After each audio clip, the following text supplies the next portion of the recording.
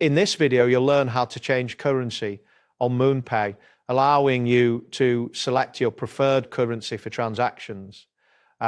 This process is straightforward and will enhance your experience when buying and selling cryptocurrencies. Start by navigating to the MoonPay website, open your web browser and enter the MoonPay URL. Once the page loads, you will see the main interface where you can buy and sell various cryptocurrencies.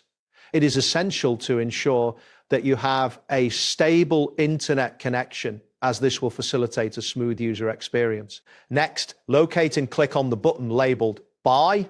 This option is typically found prominently on the home page. After clicking, you will be redirected to a new page that displays various options for purchasing cryptocurrencies. At this point, you should be ready to proceed to the next step. After that, look for the Buy Crypto button on the new page.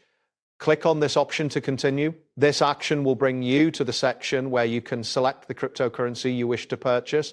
Confirm that you are on the correct page before moving on. Once this appears, find the currency drop-down menu. This menu is usually positioned near the top of the transaction section. Click on it to view a list of available currencies. It is important to note that your current currency may affect the transaction fees and final amounts displayed. Now, you can choose from a list of popular currencies displayed in the drop-down. Scroll through the options until you find the currency you want to use. Selecting a different currency may impact the total cost of your transaction, so ensure that you are comfortable with the choice before proceeding. Next, click on the currency you wish to select, such as the US dollar, for example. After making your selection, the interface will update to reflect your chosen currency.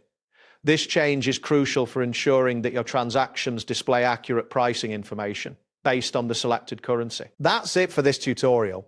Thanks for watching and see you in the next one.